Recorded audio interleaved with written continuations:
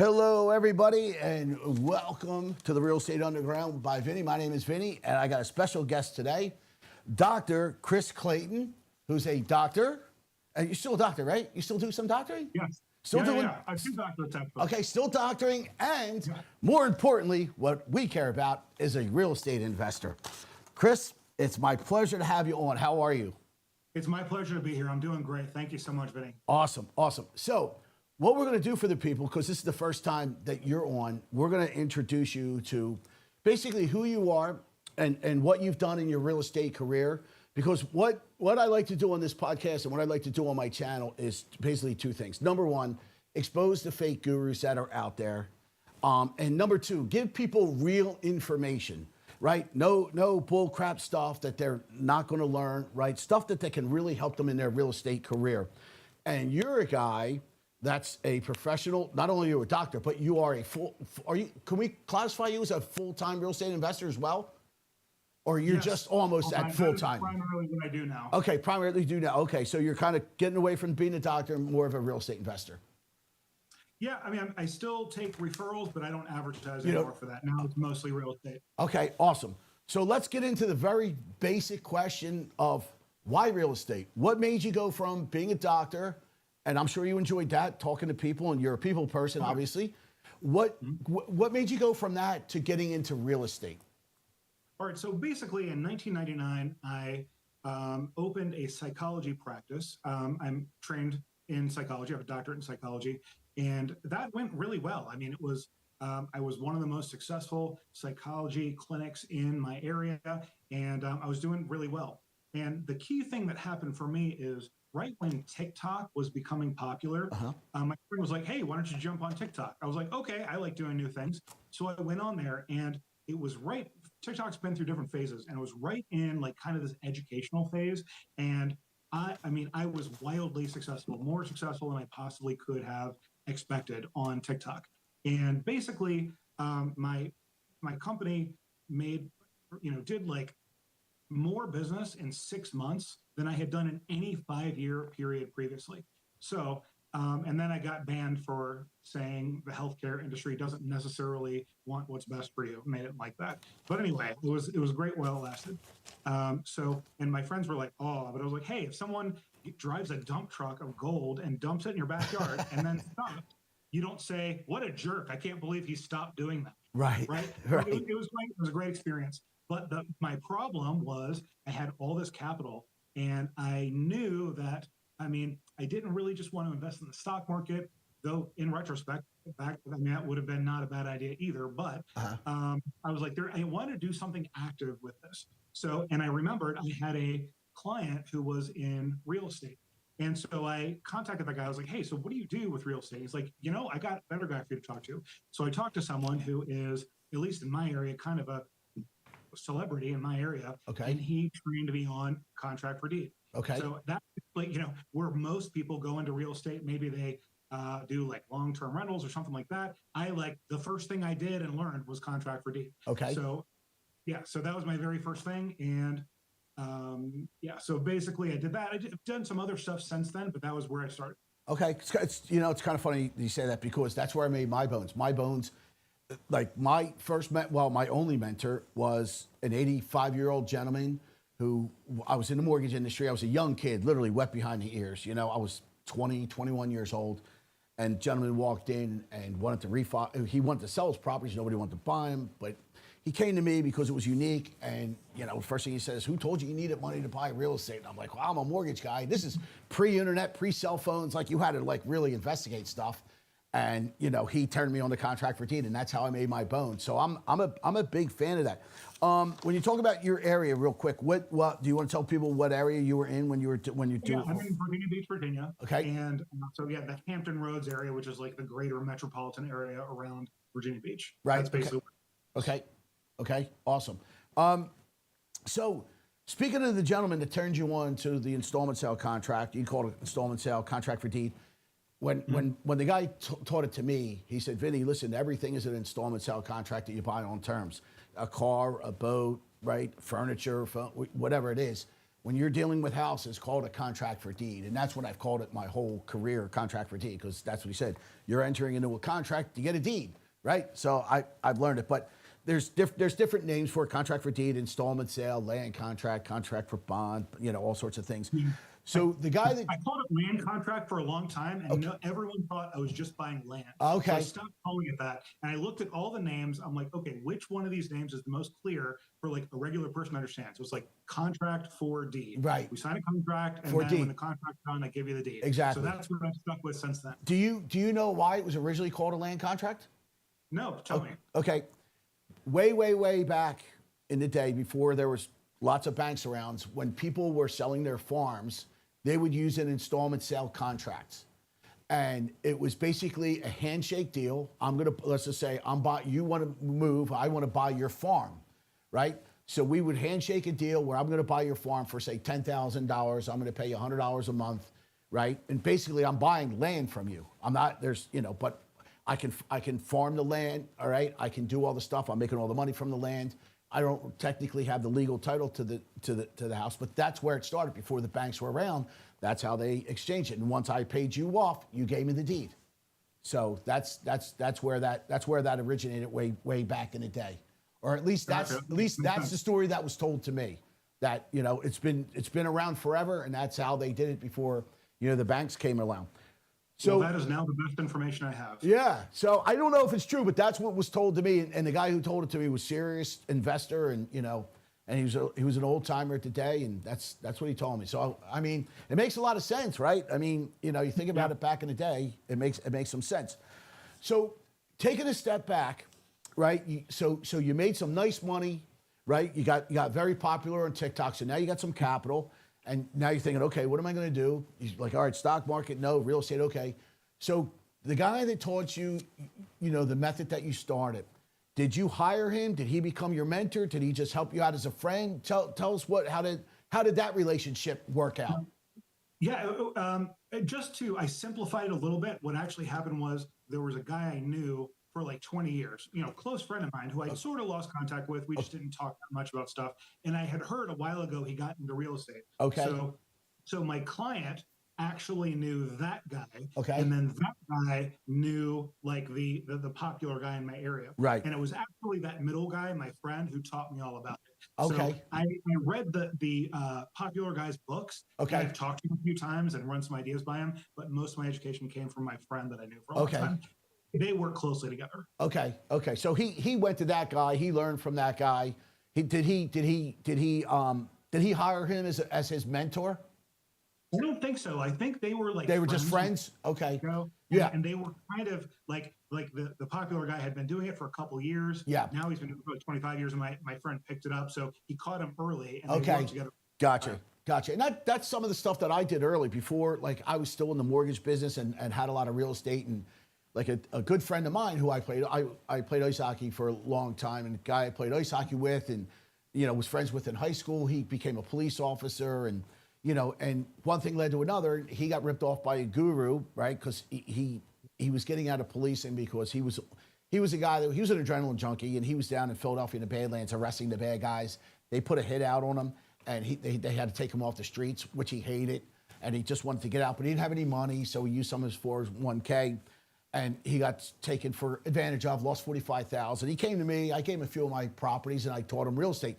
He's got over 350 student rentals right now. He's got them on the market for $120,000. But kind of same thing. Like before I started getting into actually teaching people, right, which is just recently, I try to help as many people as I can. So that's kind of what it was for you. Guys just trying to help you out and go from there. So that's a nice thing. So now you have some money, a little bit of money. You got a guy that's helping you out. So did you have a plan, like when you started your investing, right? And this is for all the newbies out there, right? Did you have a plan? Like say, okay, I know I have money, right? I learned this method. Did you have an idea of what you wanted to do after you learned the one method? Or here's a better question for you. It's a two-part question. Did you learn anything else beside contract for deed? And after, or either whether you did or you didn't, did you have a plan after just learning that method? Let's see. So very briefly, the contract for deed I learned first. I started doing that. And Okay. then also another friend who I also knew for a long time was an Airbnb property manager. So I Okay. did a little Airbnb, but I caught it like at the like as the bubble was about to burst. So Mm-hmm. I saw it on the wall and I ended up selling that. So I don't currently have any vacation rentals. But that was something I did a little bit. And then I also learned rent by the room. So Okay. basically, the two things I do now are contract for deed and rent by the room. Okay. Tell me a little bit about your rent by the room. Tell me a little bit about that, because I've never done that, and I'd like to hear a little bit about that, because I've never I'm not an Airbnb guy and I'm not a rent by the room. Tell me a little bit about that. For those that don't do that, why don't you educate us a little bit on that? Sure. So the basic idea is just you get a single family home and then you rent it out, by the room for maybe 70% of what one would pay for the entire house. So if you get like three different people in there, times 70%, it could be like 210% of what you would normally get. Now, certainly there is more management involved. There's generally more repairs involved. There's generally more utilities involved. But overall, I'd say you can generally make double. There's more, management involved, but you can generally make double what you could with a long-term rental. And I think that's why a lot of people are turning toward it today. Okay. So, all right. So, kind of reminds me of a student I have that's a nurse.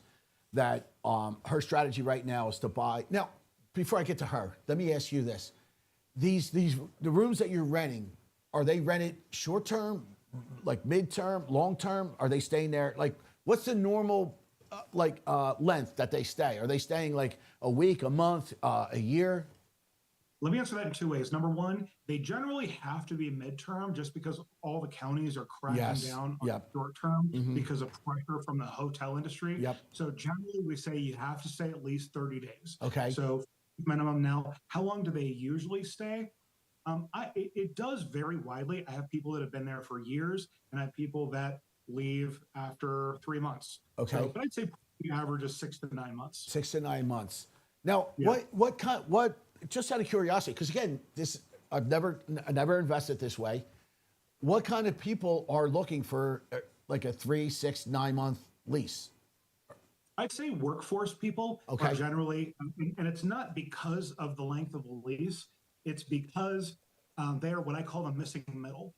And that means that they don't qualify, they're working and they're making too much to qualify for Section 8. Not Okay. that that's a sure thing anyway. Right. There's line 7 years long for Yep. Section 8. Yep. But they can't really afford and they don't have the debt to income of, or, the income ratio to rent an apartment. So Okay. they're basically stuck living with mom and dad, or if they want to live closer to work, they can get a rent by the room. Rent by the Rent room. by the room is the perfect solution to that gap in between those two things. Right. So let me ask. So I rented. I only rented a. I rented an apartment one time in my life, and that's when I lost my license for like 30 days, and I rented an apartment right near my office, so I could just walk to work. I don't. Now that was so long ago. I don't remember the requirements for it. I might have even paid a year in advance for the whole thing. I mean, I was making a lot of money at the time. Why can't they? What do these hotels or apartment what do they put the tenant through that they cannot rent? Because I'm assuming. Correct. Let me just finish this. Correct me if I'm wrong. Is it more money to rent by the room? That I'm assuming from what you said, it's you're making more money charging them a little bit higher than the hotel. I'm sorry, but the apartment complex. Right, you're making more money. No, No, sorry, or the same. Like, what's the difference there? Like, money wise, like, is it more money to rent by the room or more money to rent an apartment? It's about, so think a studio apartment. Okay. One in one of my houses is about 70% the cost of that. Okay. So it's actually cheaper to rent by the room.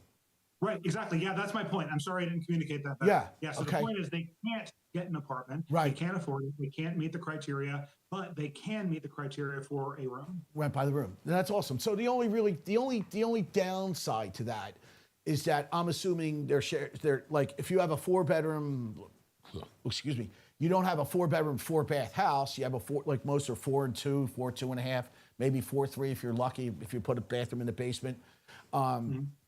They have to share how does that work out when like one person's say like maybe there's a woman in there and she wants to be in the the shower a lot longer than the male just wants to get in, get out, and get to work. Like, how, has that ever been an issue? Sure, there's those kind of issues every single day, and we have to handle those. Okay. More manageable. But the probably the simplest answer to your question is I have some houses. I have one house that's a 9-3. Oh, And then okay. 3 people share a bathroom. But then I've got like about half my houses are 1-1 ratios. Okay. So now those cost more. So for example, if you can afford $800 a month, Right. or $900 a month, you can have your own bathroom and it's a little bit nicer. But sometimes you can only afford like $130 a week. Right. And then I've got rooms too. Still safe, still clean, still well maintained. If there's any mechanical problems or anything like that, leaky, whatever, locks don't work, we're there in 48 hours. Everything's clean and safe. Yeah. But you have to share a bathroom and you have to keep the common areas clean. But then it's only $130 a week. Right. Listen, it's fantastic. I love the idea because I have a nurse, and we were talking because I did corporate rentals back in the day, and at the time it was just us in Corman Suites. Corman Suites were townhouses only and no pets. So if you were coming in from say Germany or France and you were coming in for 3, 6, 9 months and it's just you would go to Corman Suites because they fully furnished if you want it fully furnished. But if you were coming in and for 2, 3, 4, 5 years, and you're bringing your whole family and you're bringing your pets, I allowed pets and I bought single families. So you would either come to me if you were a single family guy, or you go to them. So I was talking to my students about that, and that was my niche up until when things blew up in 2008 and all of our tenants went back to their countries. But it was nice to meet people from all around the world. Now I had a nurse, and she said, boy, I wonder if that would work out for something, what I do. And she mentioned how she gets a per diem of like $250 a day because she's on like 9-month contract. So she gets sent to this hospital for 9 months, this hospital for maybe 6 months.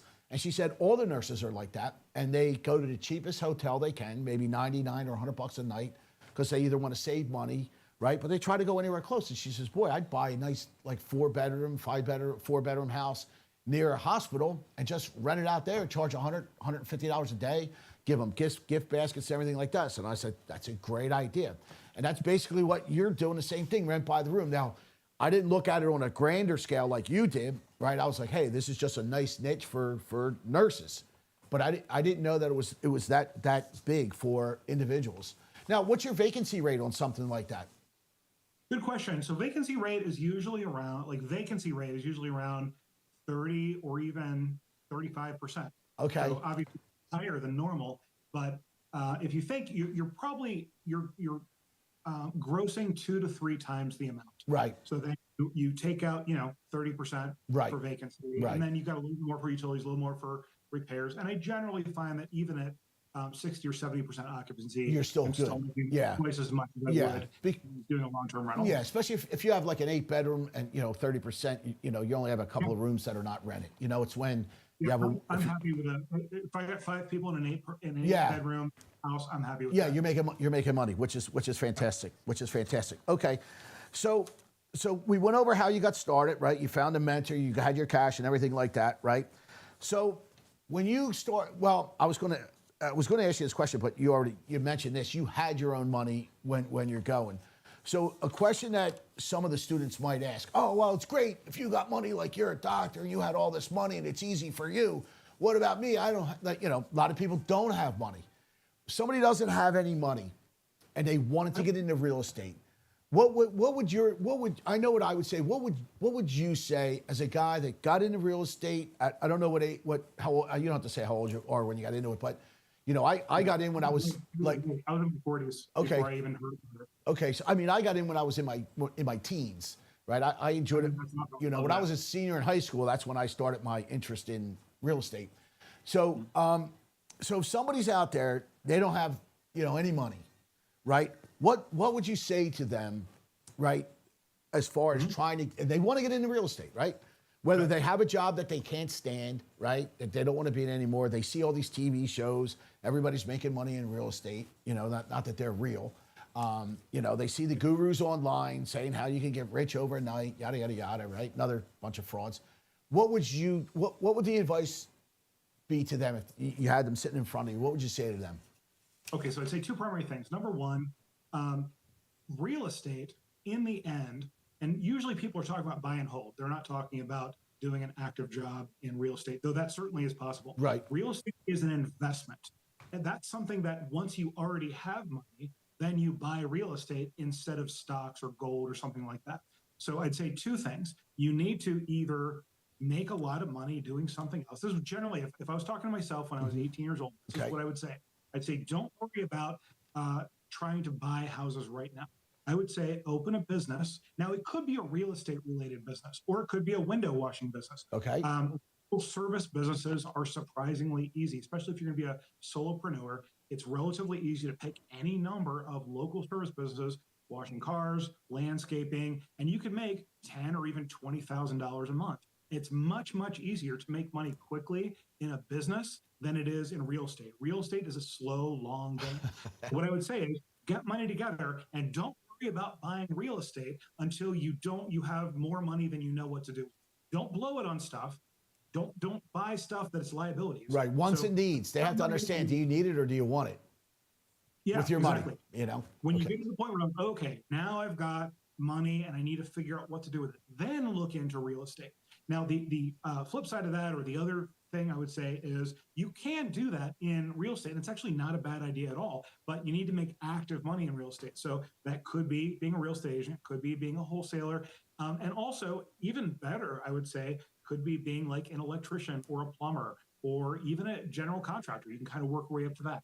I was thinking the other day, what would I do if I told myself 18? I wouldn't try to buy like one house a year or something, which is probably the most I could do with not a lot of money. Make money first and then worry about buying real estate. That is genuinely my advice as far as you don't have money now. Okay. Don't worry about real estate will still be there later. And if you don't have a lot of money to invest in it, then it's going to be a very slow, even slower than it normally is. Okay. I like that. I'm going to give you my take on it, right? Because I'm looking at it from a different angle. I'm looking at it from an educator now, right? Because I'm going to have people like you that have a lot of money that are coming from other jobs, right? I have people that have no money, and I have people that are all walks of life. UPS, because some guys and girls, they might be a nurse and they can't just go start another job. And they got 2 kids, no husband around, right? Somebody might be working at UPS, full-time job, and they have a wife and kids at home and they can't just go start another business, right? Other people that have money that are successful from their business. I look at it like this, and this is what I tell. I have some young kids right now, right, that are just out of high school and they're finding their way, and they want to get into real estate. And I'm like, listen, I say the same thing that you did. Real estate is always going to be there, right? So there's no rush to get into it. My thing is you need to educate yourself, okay? I look at everybody differently. So somebody came to me, and I'll give you a couple examples, but I'll make them quick. I had a CEO that came to me. Now, he wasted $35,000 on Grant Cardone, bought nothing, knew nothing, but I took a liking to this guy immediately because he was in the military, so we're very big military people here. B, he was taking care of disabled people, so very noble. So I'm like, of course I'll help you, right? No problem. So within 6 months, we've bought 10 acres of land and 4 properties, 3 of them without a penny out of pocket, and even the seller wound up paying all the attorney fees on top of it, right? Now, he had money, and he had a job, and he had a credit and everything like that. Now, the people that don't have it, I'm like, what I would do is sit them down and say, okay, the first thing you should do is get educated in it. Real estate will always be there, but the more knowledge you have, the more power you're going to have. So if you start learning all about real estate, and I'm not just talking contract for deed or subject to or purchase money mortgage or wholesaling, I'm talking about stuff like this, and I'll pull it out for you. I'm talking about my academy is called the Golden Triangle Academy. And the reason I call it that is because there's 3 parts to real estate, to becoming a successful real estate investor, in my opinion. That's real estate itself and all the different methods that are out there to buy, sell, and flip properties. But it's also the mortgages and the money. If you don't know how to get money, you don't know how to qualify for money, you don't know where to find the money, that's a problem. And lastly is credit, right? You got to learn how to keep your credit clean. And one of the first things that I do to people, right, anybody that comes, I give them a binder like this, right? And inside the binder, the very first thing that I teach them is this right here.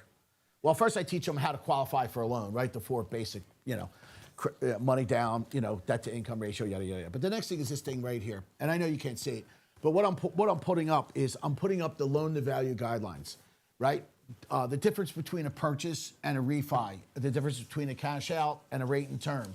And what are the loan to value guidelines on those different things between an owner occupied, a non-owner occupied, and a second home, right? So I think educating yourself is super important when you have no money, okay? Because you have limited options. You have less options. But you can figure out what your strengths are, what your weaknesses are, and if you want to get into it, you can always find a partner. Hey, I know how to do, somebody who does have money, right? That doesn't really want to do real estate, but wants to earn a lot more than just putting it into a checking or savings account.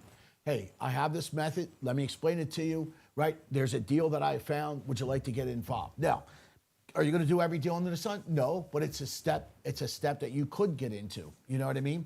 So I think education and getting educated in the field is ultra important, because I think credibility goes a long way when you're trying to do some creative financing deals. And, you believe it or not, installment sale, contract for deed, a lot of people use that more on a creative method. Now, you use it a little bit differently, right? And I'd like to go there. So, but just to wrap that up, my whole thing is, I think education is a big thing if you want to get into real estate and you have no money. Now, somebody who has money, they can always find a guy like me, a mentor like me. Like one of my student/friend, sold his trucking company for $10 million. He wanted to go buy little townhouses, right? I'm like, no, you don't want to do that. What do? We did a bunch of short sales. He made $1.5 million in a year and a half's time, just about 2 years' time, doing short sales, right? But we had the cash to buy these short sales, all in cash. Right, held them for a year or a year and a half, and then flipped them. Put some money into them as well. But he had the money to do that. So I think everybody's situation is different. Everybody can do things that are differently. A guy like you who has money, has some smarts, right? Found a mentor. So that's what I'm going to get into next. Is like so education to me is ultra important when it comes to learning real estate when you don't have the means to go do it. Because anybody who has money, I think, can be successful if they have a good mentor, if they have somebody who's teaching them the right way, right? If you go to a guy like Pace Morley and do subject to financing, you're not going anywhere. So you got a good mentor. So now, with that being said, you had money, you had a good mentor. So what was your go-to method going out there and doing your first couple of deals? Now, you did say rent by the room and a little Airbnb, right? So is that your primary, is rent by the room your primary thing now, or do you do other things? Do you buy and hold, right? Besides the rent by the room, do you do what else do you do besides that? The only two things I do are the contract for deed, which I can explain in more detail. Yeah, I want to get into detail on that. Sure. And then rent by the room. And I do them about 50-50, and that's about all I do right now. Okay, so before we get into that, let me ask you this. Are you buying these houses with cash? Are you buying them all cash? Are you financing them? How are you buying your home? What size homes? Like me, I play in the I'd like to be $1 million, $2 million range of the houses that I play in. What's your go-to? Go-to has always been on the other end, though I'm very interested in learning about the higher end too. But for the rent by the room, generally the people who want that are workforce type people. Okay. So, and there's a very I know the numbers extremely well. I can look at something and I know if it's going to work or not. And I've got a very detailed spreadsheet that I built from scratch. So I can be very, very specific with what property. I already know ahead of time whether they're going to work or not. Good. Let me interrupt you. Hold on, Chris. Let me ask you something. Don't lose your thought. I want to ask you something. Because I tell people this all the time, and I just want to throw this in there, then I'll let you go. And I apologize for cutting you off. Sure, no, it's fine. Knowing the market, knowing your market is so important, right? When we were buying homes, I can tell you what that house is going to probably sell for, what it's worth, what I can buy it for, what I can rent it for, because we drove around all the time and went into all the different houses. You saying right now, you know your numbers like the back of your hand because you know that market, which I think is so, if you want to be successful, knowing your market that's why it drives me nuts. people saying, "Oh yeah, invest in your pajamas, out of state, do out of state homes, rent, do out of states. You could buy properties in your pajamas, right? On your just having your laptop. That drives me nuts. Sorry, but knowing your market, I like that you said that. Like, you know everything by the back of your hand. So important to know that. All right, sorry, go ahead. And that might be a ripe conversation for us in the future, because my rent by the rooms are mostly not in my area. Really? I do get it in my pajamas. Yeah, most of the ones that I have are in Jacksonville, Florida, and I do know Jacksonville, Florida, like the back of my hand, even though I've never been there physically. So, and yeah, we could talk about that But that's in detail anytime you want. That's a little bit different. You know Jacksonville like the back of your hand, so you know that market. Right, exactly. I do know it. I know Jacksonville better than I know Virginia Beach. Right. So my point is that knowing your market, like I live in Pennsylvania, right? Excuse me, drinking a soda. I'm getting all sorts of gas. Sorry, my apologies. I live in suburbs of Philadelphia, right? My market was all on the main line, but I also had a second home in Florida, and I knew that market very well. So I'm not what I was trying to allude to. Not that, like, I'm talking about the gurus that say, oh, you can, again, you have experience, you have knowledge, you have cash, and you know that market well. I'm sure you just didn't jump into that market not knowing it. You did some homework. I'm assuming you did, or did you just roll the dice? Well, that's a good question. I did, just very briefly, I did it based on a suggestion from an advisor. And my first one, it wasn't a disaster, but it was definitely not nearly as good as it could have been. Right. But then, and it's going to be like much longer before it pays itself off.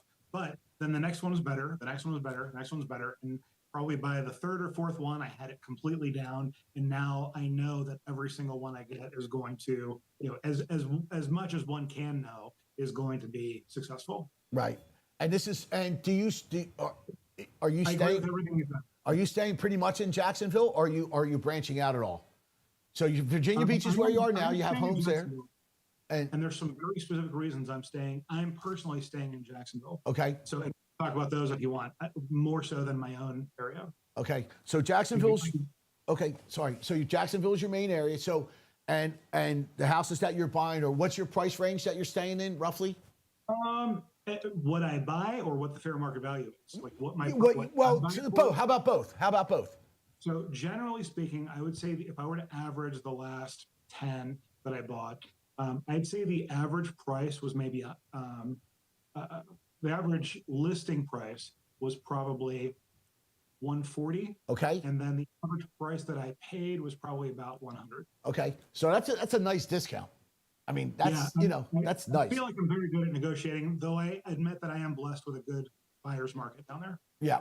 Yeah. Right. Yeah. Florida's is a good market right now. Now, that being said, are you paying cash for those, or are you financing them? How are you acquiring your properties?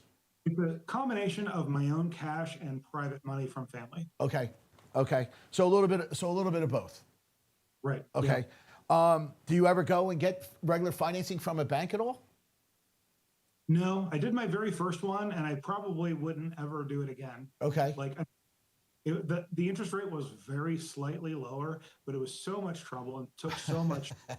I can close much faster and start making money much faster. Oh yeah. I'd rather pay an extra 0.5% and start making money months sooner. Oh yeah.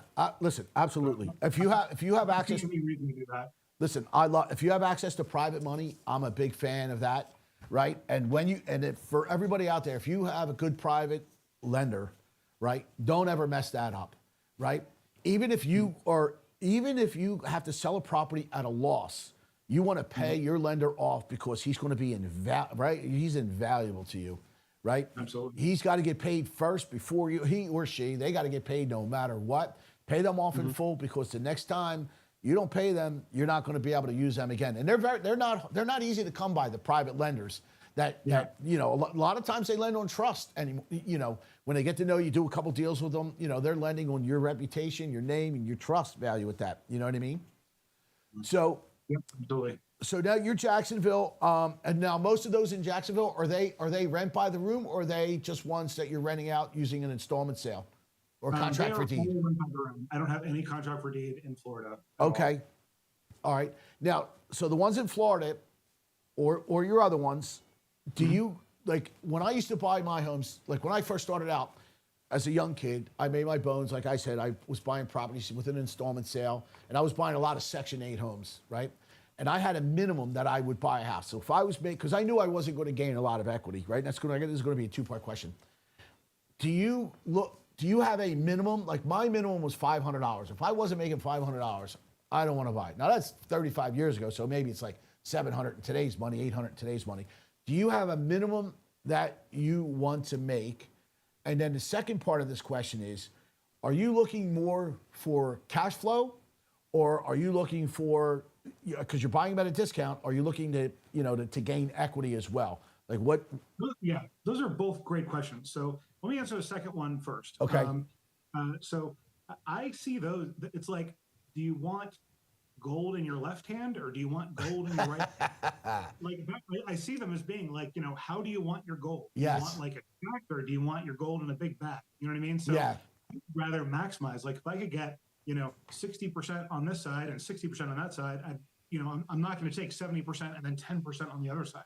I just want to maximize both. Right. So I don't favor one or the other, I don't think. Okay. At this point, I have enough real estate that even if, like, let's say hypothetically, this is not the case for any of my properties, but let's just say that there's one that I just somehow magically knew would appreciate wildly, I would even take a loss on that if overall it'd be better. Now, right. That's not the case with any of mine, or if there's one that would lose value over time, but I could cash flow that, I would take that too. So I don't think I have any favoritism toward either one of those. I'm the same way. And I tell people have asked me that, like, do you prefer one over the other? And would you buy something, that was less than your $500 minimum? And I said, I have, but they were properties that I knew that I bought in very good areas. Now, I know you might not know the main line, but the main line here in the suburbs of Philly is like very exclusive. Like a lot of people like to stay there. I mean, I had some houses there. I lived there for a little bit. My wife is from there. So I would break even, or like you said, even take a loss, because I know my equity position is going to go sky high, right, in 2, 3, 4, 5 years. So I agree with that totally. Where, depends on the situation, right? Depends on and I like how you said it, which is going to bring me to another question that I don't know the answer to this question, but I'm interested to hear your thoughts on this. Mm-hmm. A lot of students that come to me for the first time have gone to like these gurus, and one of the things I like to do is to get a gauge on how much knowledge they learned from the guru, right? And I say, put everything that you learned up on the board, and this way we can kind of figure out where we need to go with your knowledge skills, right? And I can tell you, the majority of the people, the only thing they put up on the board is buy properties with an LLC. I'm like, okay. So I'll ask you, because I can tell you what I did over my career. Do you buy all your properties in your own name in an LLC or a trust? And if so, if you put them in a trust or an LLC, why? Yeah, great question. And we could have a whole podcast about this. Oh, yeah. Oh, yeah.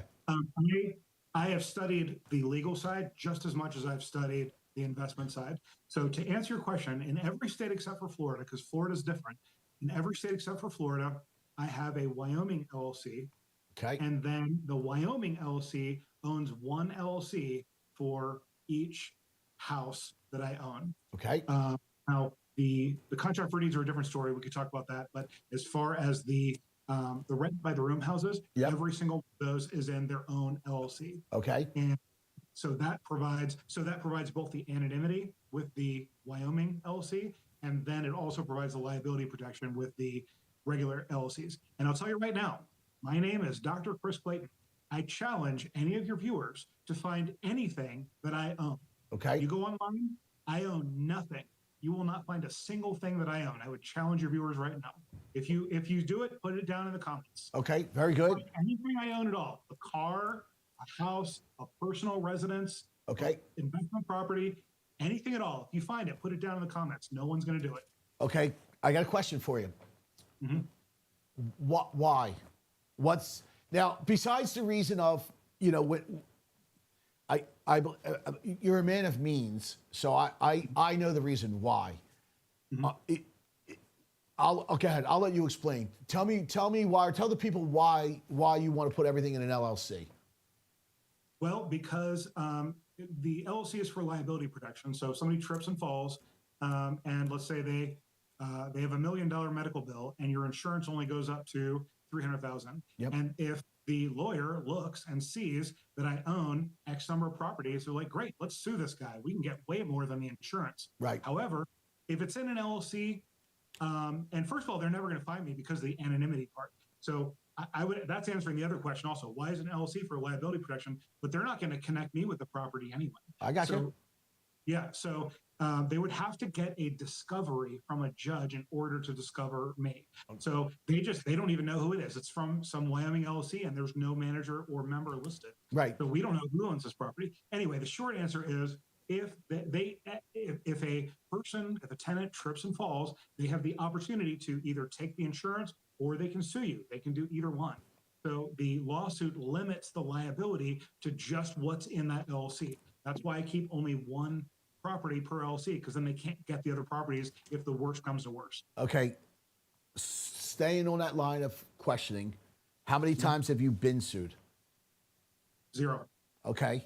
And by the way, I want to say, like, I'm not sure what direction you're going in, but part of that might be because I take great care of my properties. Part of it might be luck.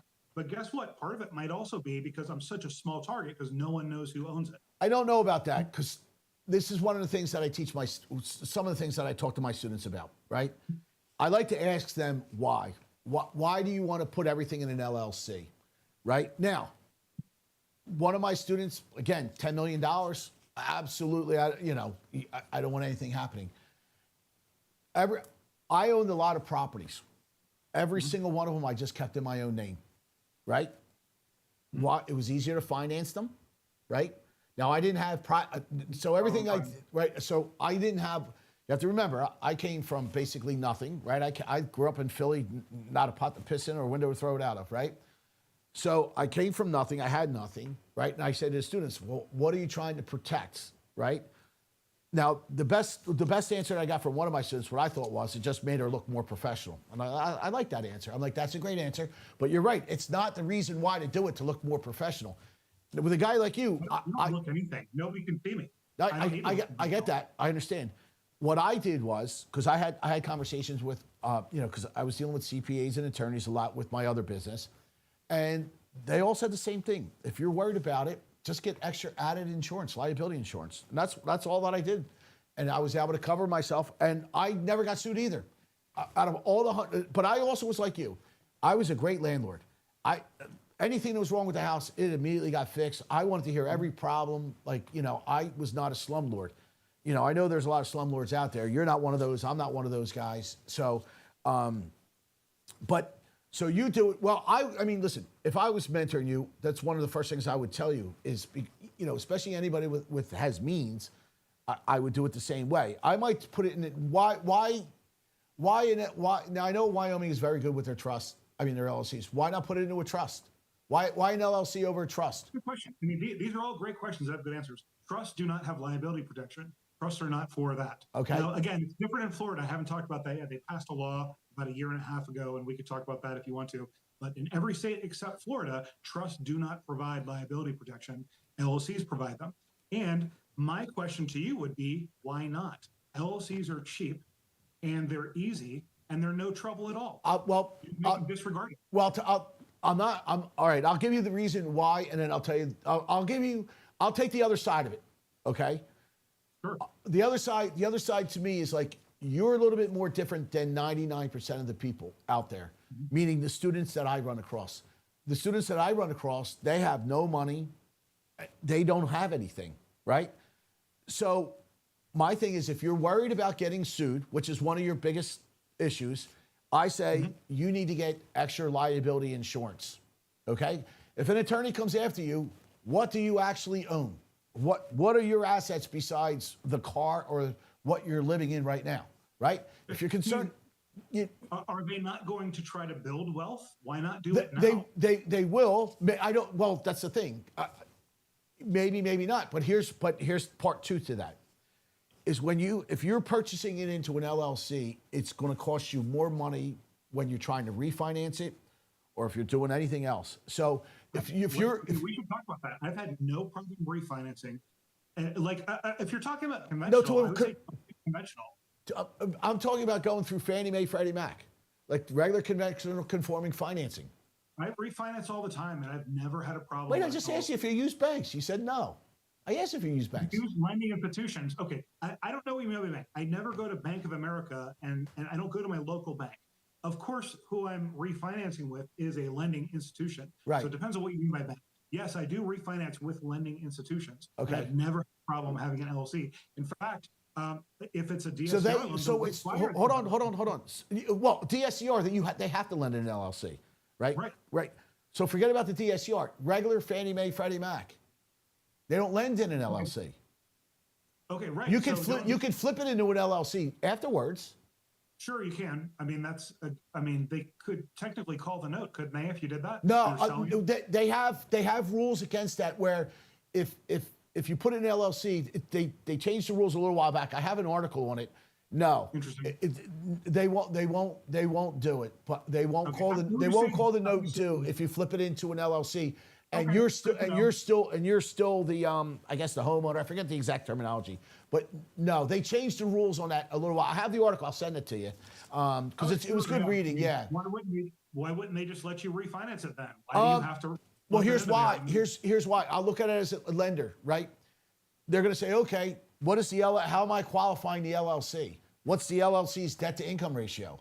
What's the LLC's job? But when they switch it, they still have those same questions. When they move it to LLC, they still have those same questions. That's after the fact, and that's what I'm getting to. Okay. Like if a student right now has no money and they need to go to a lender, right? And they just want to put a house in an LLC. Fannie's not going to lend to an LLC. You can even better reason to use DSCR. Just use DSCR, my guy. Listen, I'm not opposed. Money, use DSCR. Well, the LTV's a little bit higher. Right? A little bit. I mean, a little bit. Right. Like. I'm not opposed. Listen, I'm not opposed to I am not opposed to DSCR loans at all. I'm a fan of them. Like 5%. But 5% to some people is a lot. Listen, if you don't have an extra 5%, I agree. Listen, I agree, but you have to remember, like I have a kid who's 19 years old. He literally started with no money, no credit, no job. Right now. A year and a half later, he's got $60,000 available credit. Not that I tell him to use it, and he does it, right? But he was able to buy his first house, right? He didn't have much money, but he was able to go FHA with a down payment assistance, right?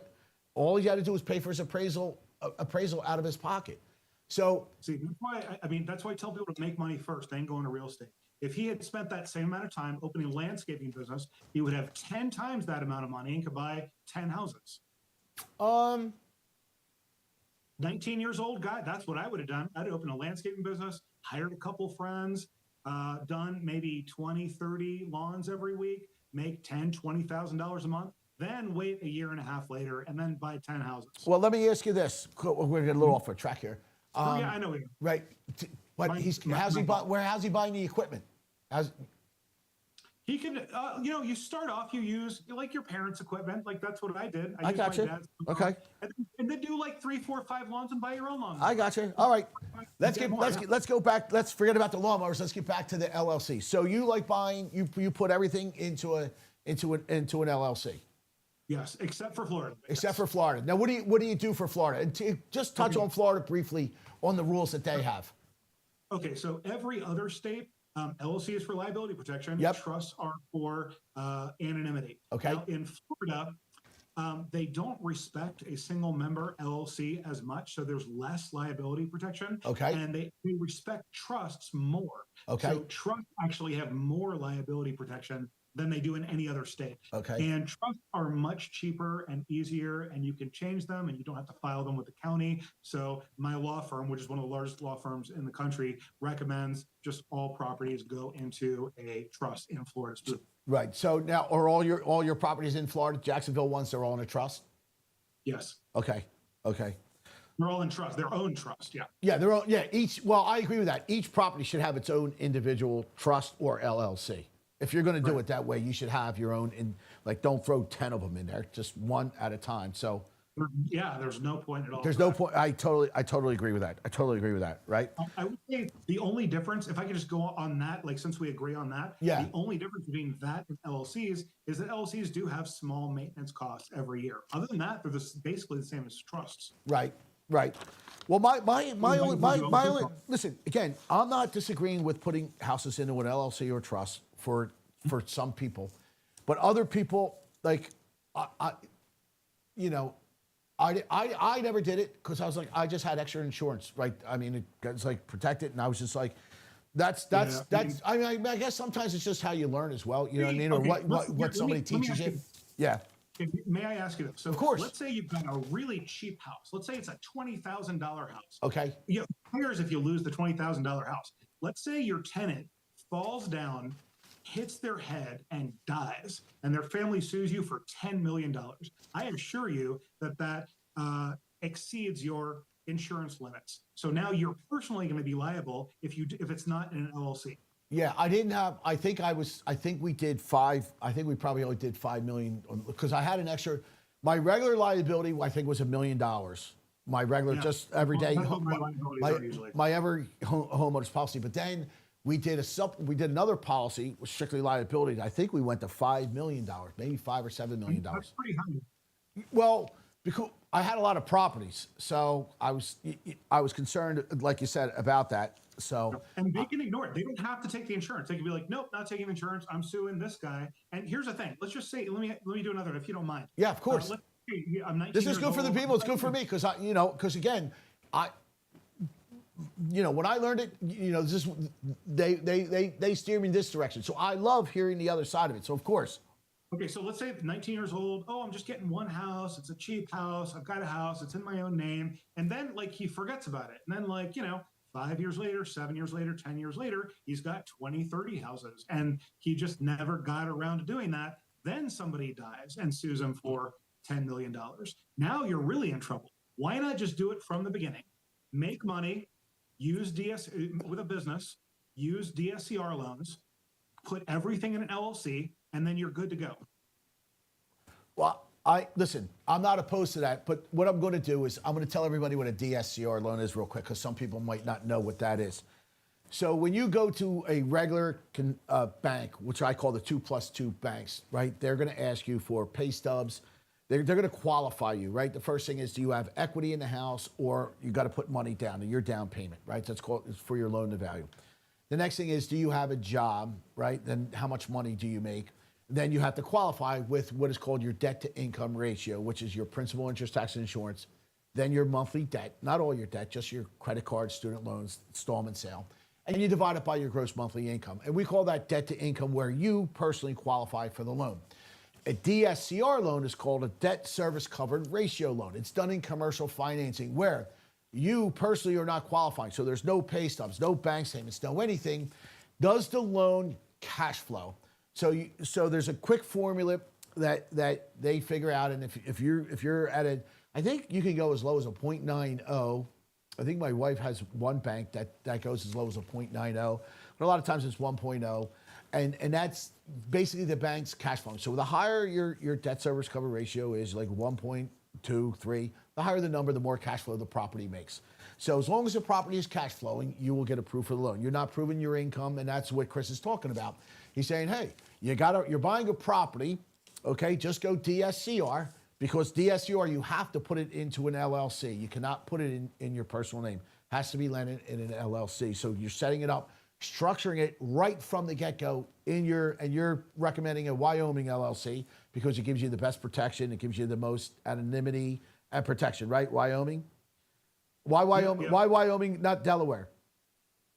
Delaware, you can get a Delaware statutory trust, but that's more for syndications and funds. Okay. It's not for individual houses. Wyoming is kind of the best and most effective for that. Right. And I will also add something I think Vinny will ask for. If your lender comes back and says you have a DSCR of 0.9, I would just not buy that house. No, Go find a no. Well, and the reason why he's saying that is because 0.90 is you're not making much cash flow, right? So, and the formula is you're taking your I think you're going to lose money. I don't even know why they would lend them. Because that's how lenders are greedy, right? And a lot lenders are greedy. I mean, listen, you're talking.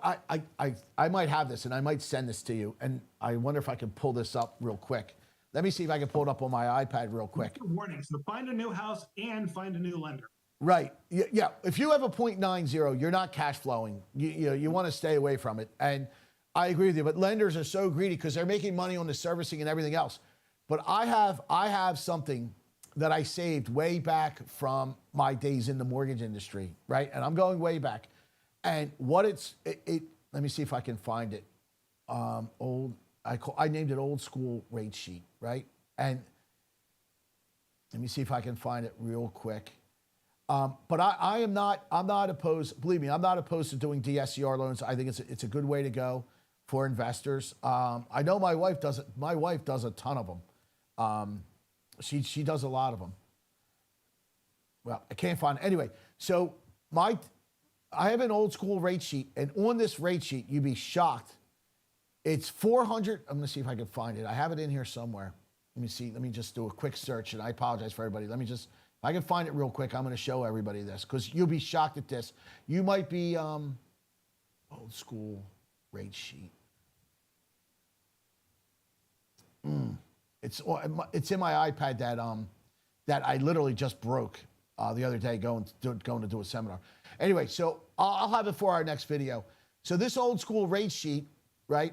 This literally 400 credit score, 70 LTV, no income, no asset, and 6% seller assist.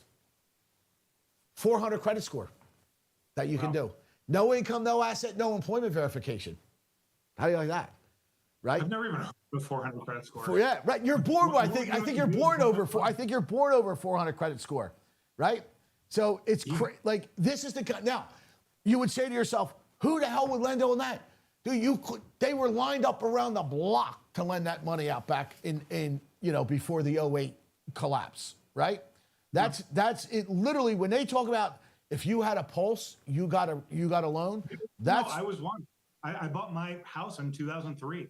And I was like, because I didn't know about it yet. Like, I don't think it was widely known yet. And I went in there like, okay, well, we're going to need to see your tax returns and all that. I was like, well, I have my own business, a clinic. So, I don't have the same kind of tax returns. I was like, oh, it's okay. We don't need those. We'll just do what we call a no-doc loan. Right. Yeah. So it's like, okay, so you don't need anything. They're like, no, we trust you. I'm like, right. Okay. And then I asked for like an increase, and they're like, "Okay, you can have an increase." Like, because I couldn't find anything at the level I was looking for. Yeah. So I was like, "Well, we can jump up to here." They're like, "Okay." Yeah. Listen, it was when you talk about the wild, wild west, it was the wild, wild west of lending. I mean, literally, if you had a pulse, you could get a house. You can. Oh my God, it was literally insane. Now, I wasn't a broker that did that type of lending. I had my own little niche. I did do no docs, but what I did is, and I'll briefly get off topic here, but I dealt with financial planners and I dealt with self-employed borrowers. Now we didn't know docs, but you had to have A+ credit, and we were very tough on appraisals. The company that I went through, so you could do a no income, no asset loan with 25% down, but you had to have a 700 credit score and you had to have a good house. Like they wouldn't lend to a house if you were near railroad tracks. They wouldn't lend if you were near a commercial building.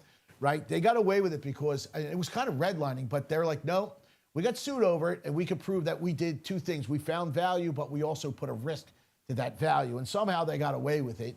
And so they're like, hey, that's excessive risk. We're not going to lend on it. So if you were near railroad tracks or you were near any type of commercial, they're like, no. And I would go and I would do seminars to a lot of financial planners, and I had them lined up by the block too because people didn't want to show their tax returns.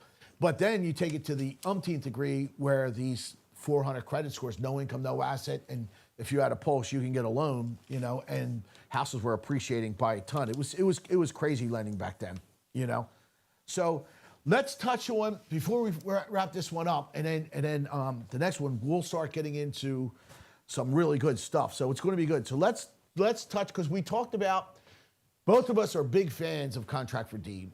So why don't you tell us, because next podcast this is where we're gonna get into a little back and forth banner. Why don't you tell to the folks what you do? Because we already learned you rent by the room, right? Very profitable, right? And by the way, how many houses do you have for rent by the room? How many do you currently own? Rent by the room, I think it's probably about like it's in the neighborhood of 15. 15, and they're all in Jacksonville. Any in Virginia No, I Beach? do I have three in Ohio and I have two in Virginia. Okay, But all the rest are all like the rest. I've got like 10 in there. Yeah. Right. So you like Jacksonville the most, right? Yes, and there's a couple of reasons for that that I haven't talked about. Some of them are personal. I've got an excellent property manager and I've got an excellent general contractor. Okay. It's like the people are so important, Yes. easily the most important in this business. Yeah. And then the secondary reason is that Jacksonville has the like sometimes hosts of Rent by the Room get sued, and they always have won, at least so far, Okay. in Jacksonville. So we've Okay. got a good precedent for Right. Rent by the Room being legally protected. And see, this is the stuff that people don't know, right?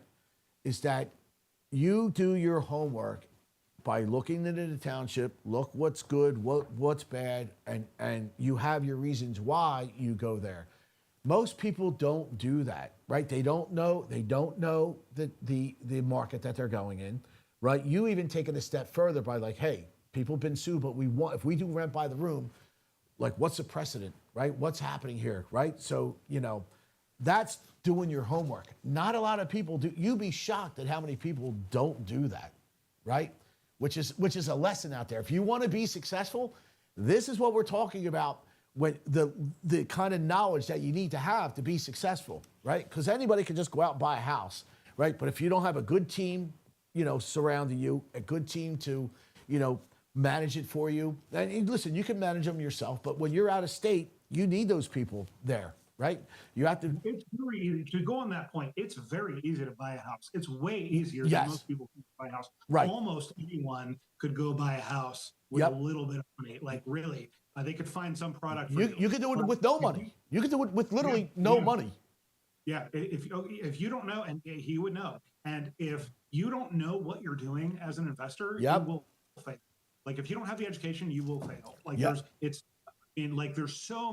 so much you have to know. Yes. Something will like destroy you if you do that. So Right. the education is way more important than just going out and buying a house.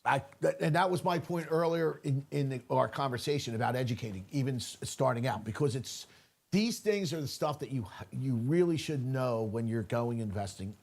Because, like you said, the first thing that goes wrong could literally be the end of your real estate investing career, right? And that's why. Whole financial life. Yeah, and that's why, like I tell a lot of people, listen, you're a newbie. Like just because you watch a TV show and they're flipping homes and making money, don't think that's going to happen to you, okay?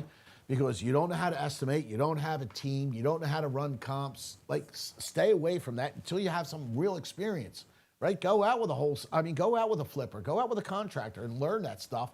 Learn what it really costs. I mean, it happened to one of my students, another young kid. I'll just tell this story briefly, and then we'll get into your contract for Steve. Young kid, 21 years old, buys his first duplex, right? He didn't. I'm like, listen, I got a friend. He's not a home inspector, but he's an all-around great guy. He's done a lot of inspections for me. He'll go out there and charge you $100. He's not going to fill out a report for you. He's going to call you up and tell you exactly what's wrong, but he's going to be there all day. He just wants gas money, right? Did he go with No, he went with his broker who told him who to go with, right? What happened? He buys this house. He knows he's thinking he's got to put $10,000, $12,000 into it. That's the home inspection kind of came back. It's near the wintertime. He's got to go fill up the oil tank. The oil guy comes over. I can't fill your tank up. Why? Because he taps on the bottom. It's nothing but rusted out. Did the home inspector see that? Hell no. So he had to put all the new heating system in, right? That alone cost him $10,000, right? His $12,000 fix literally cost him $40,000 in a blink of an eye. Now he was buying and holding it, and he had some money. So lucky for him, he was able to do it. Now he financed the heater and financed some other stuff, but the home inspection missed everything. And that's one thing I'm not a big fan of. Like, I'll tell this other quick story. When I used to do my home inspections, I would say, listen, once I found my guy, I was like, listen, do me a favor. How many inspections do you do a day? It's like, 3 or 4. I'm like, no, listen. I will pay you a day's wage. You can go out Saturday, Sunday, or pick your day. I'll pay you for the whole entire day. But I don't want you leaving that house. No. Go from the bottom to the top. I want to know everything that's wrong with that house. right? It's the best $1,000 you can pay somebody to go out there for the day because you're going to know everything that's wrong with that house, right? And once you have a good home inspector, they're worth their weight in gold. Why? Because something like that kid where he didn't trust my judgment and send my contractor out there. Nope. He went with a home inspector, and what he thought was $12,000, right, was wind up $40,000. Did you ever have that problem? And then we'll get into your contract for deed. Let's see. I have not had any incompetent house inspectors. Good. I did have a lying house inspector. My first, or not my first property, but the first one that was not a contract for deed, the Airbnb. And this is just a warning to people in there. I had a very deceptive real estate agent. Never had a good experience with a real estate agent. And she was like, "Oh, I've got a home inspector that will help you." I was like, "Okay, great." So he came in, and there was like, I'm embarrassed to admit this because I didn't know like anything about. Well, don't be, because you'll be helping other people, right? Yeah, no, that's the only reason I'm doing it. Yeah. And like one of the joists in the floor was like completely broken, and it was like the floor like sagged down like 6 inches. Oh my God. And I'm like, come on, this doesn't seem normal. And he's like, "Oh no, that's normal for this area." And I'm like, "Are you sure?" And he's like, "Yeah."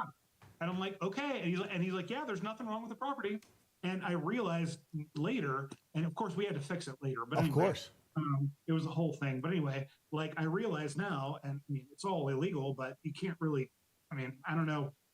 If I knew at the time, I definitely would have followed up. But, like she has a particular thing, and his job is to make sure I think there's nothing wrong. That way she gets the sale and she gets her commission. And I mean, there's probably a bunch of illegal stuff going on. And he gets paid. Yep. He gets paid, she gets paid. Right. I didn't realize that until after the statute of limitations or whatever they call it was passed. But, just like, so my advice for that is, hire your own third party. Yes. Definitely don't go with what the seller recommends ever. Never. Nor the realtor. Or the realtor. Or the realtor. I mean, right. Don't go. They do not. Your own, if you just find your own person that has good reviews, yes, you will like way more likely to have a good experience than if you go with a recommendation of a real estate agent or the seller. Absolutely. Do not go with the realtors. They are nothing but check chasers. Listen, my sister's a realtor. I have dear friends that are realtors. I tell them all the time, you're nothing but check chasers. All you guys do is chase your checks. You don't care about your client. You care about your commission. You're check chasers. Don't listen to any of them. I just did a quick post. I'm like, and the other thing that bothers me about these realtors, they all want to charge you a conveyancing fee or a broker fee. I'm like, I'm stupid. I'm like, don't dare pay that fee at all. Like, it's bad enough you guys get paid 6% for doing nothing. Now you want to charge people for conveyancing fee, which means they have to order the title report, which they have to do anyway, right? Yeah. Don't pay a stupid $500 broker fee. It's junk. They drive me up a wall. If you're listening at home and you want to get started, the best thing to do actually is just take your state's real estate exam. Yes. And have an inactive license. You don't have to be a real estate agent, but it's not hard and it's not expensive. I did it. Like really, it's not expensive at all. And you'll learn so much knowledge. Yep. I've done it for every state that I invest in. And I've never upgraded my license with a broker or anything or worked as a real estate agent. Right. I've just done it for the education. Listen, that was the very first thing I did when I was like 18, 19 years old. I went and got my license. Not because I wanted to sell real estate, the same thing that you said. So they're like, take it, folks. You're listening to two guys that are very successful at real estate investing. One of the first things we did was go get educated. We went and got our real estate license. Same thing. I didn't use it. I actually went the other way and went into the financing part, right? I went and did mortgages down that side. But that did teach me a lot of things, and it's a great way to go, and it is not that expensive to do, and you should, especially if you want to be a real estate investor, you need as much knowledge as you can. You really do, right? So, all right, let's wrap this up with your contract for deed, because I am a huge fan of it. I want to hear how you do it, and then when we get into our next podcast, we're going to talk about the methods, because I think we kind of differ on some things, but I want to hear what you do. Tell the folks what you do with your contract for deed. Okay, so the main thing about a contract for deed is think it's like a bank loan, except I'm the bank, and there's two other differences. I hold on to the deed until the very end, until they make their last payment. So I remain the legal owner during the payments. So that gives me a little bit of safety. And then the other difference, at least for me, is we don't do credit checks. So if someone, so they get something and we get something. I don't know if Vincent doesn't agree with that, but we don't do credit checks. Right. And they come in, they make the agreement. We make really sure they understand every single part of it, how it works and everything. And then if at any point they stop paying, which we hope they don't, right. but if they stop paying, the contract says that their payments are rent and not, equity payments. Okay. And that's basically, and the only other important thing about my method is I try to pay back my loans from my private. If I do private money, yep. I pay them back in 5 years. Okay. And then the contract for use for 30 years. Okay. So basically trying to, when I do the math, I try to break even for 5 years. And then for years through 30. It's all profit. Yeah, exactly. Right. It's all profit. Well, I like that. And there's a lot of things that we're definitely going to get into on the next podcast. That's the first thing we're going to get into is this contract for deed. I would give the analogy a little. I would go in a different way. It's more like buying a car. It's exactly like buying a car. The same way you buy a car is the same way you could buy a house. And I'll get into that in our next podcast. Yeah, and what my mentor said is buy it like a car, sell it like a house. Right. Well, here's how maybe not something else. Go ahead. Yeah, this is kind of like how I teach it. Like, I just say to people like this. Have you, and I'll ask you, I don't think I've did this with you. Have you ever purchased a car, financed a car? No. All right. So it's not good for you because you're not going to be able to answer properly. But most people, I'd say to them, have you ever purchased a car? And a lot of people, most of the people, I'd say 95% say yes. And I mean, finance it. They're like, yes. So I said, okay, you walk into a car dealership, you pick out your car, right? You maybe test ride for a drive and you say, hey, I'd like to buy this car. The salesman says, okay, great. And, I'd like to put as little money possible down, but I like the, payment that's kind of low, right? So it means you're going to stretch out your term, right? Put a little money down. And he says, yeah, we can do all that. You walk in and you sign a bunch of paperwork, but you walk out. Now, who pays for the gas?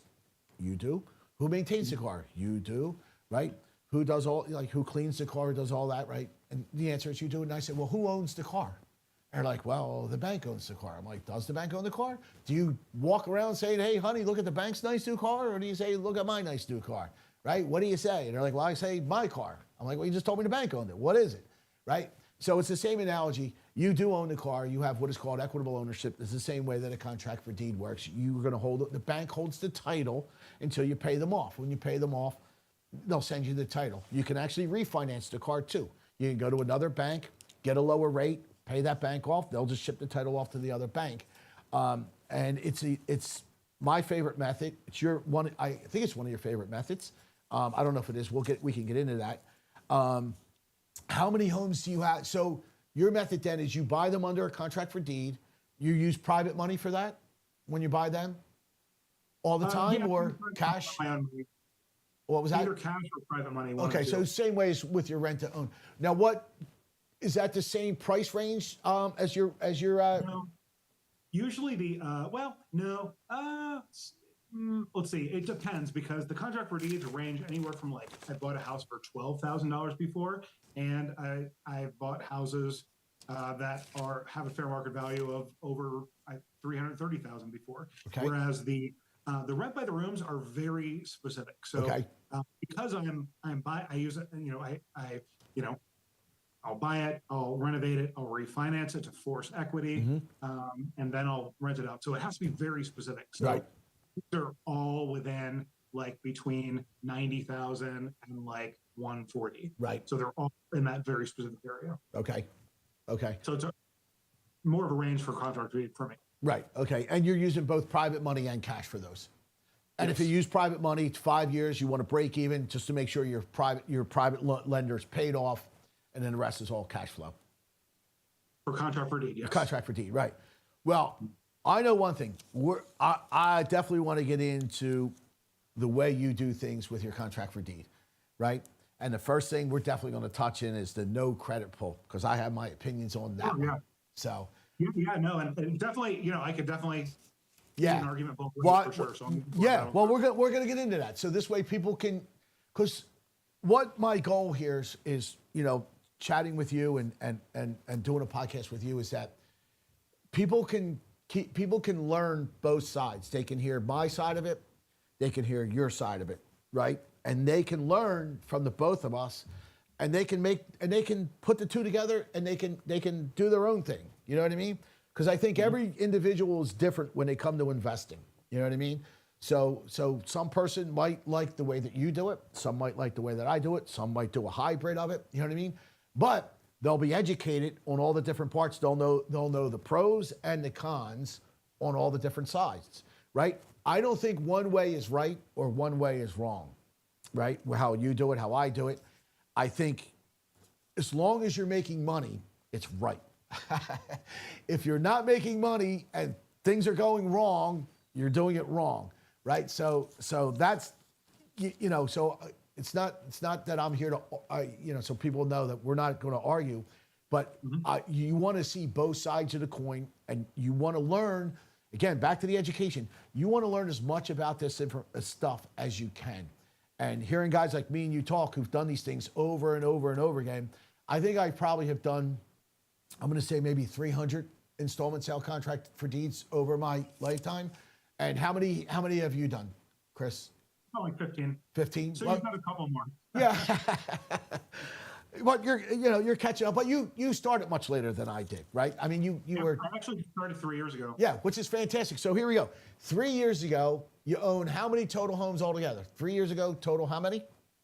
Just my personal residence. 3 years ago. No. Well, yeah, you're right, because they're all owned under the LLC.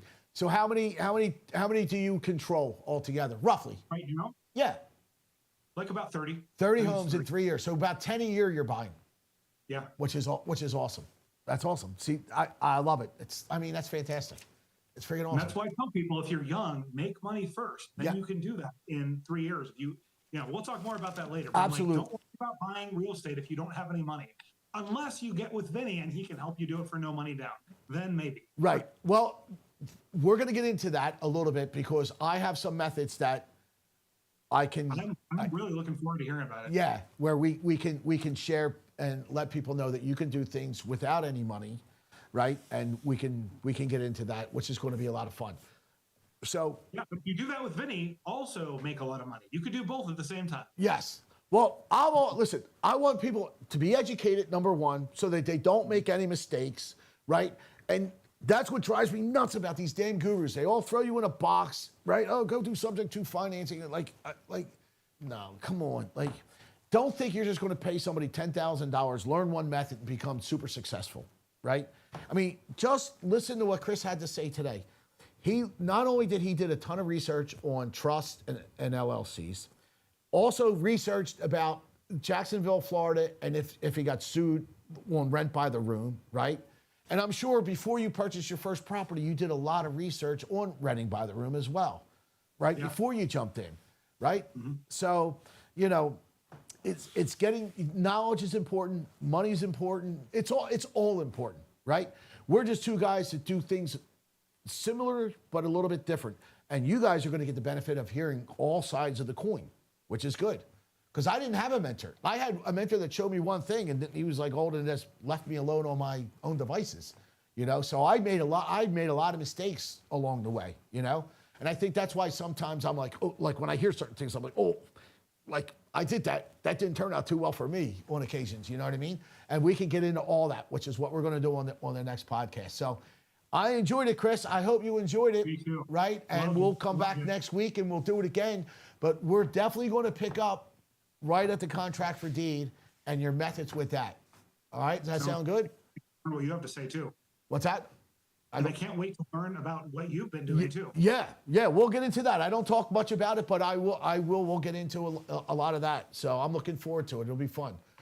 All right, Chris. Yeah, listen, so much. I enjoyed it. And I'm definitely looking for our next one. We'll be able to help a lot of people, and we'll educate a lot of people. And it's good to have somebody who's a successful. I mean, for 3 years and having 30 properties, that's super successful. So you went from a successful doctor to a successful real estate investor. Fantastic, awesome. Well, we're looking forward to the next one, Chris. Me too. All right, buddy. Listen, Have Thank a you good very one, much. and we'll see you on the next one. All right, guys. All right, you too. Take care, Talk to you everybody. then. Take care, everybody. All right, thanks. Bye bye.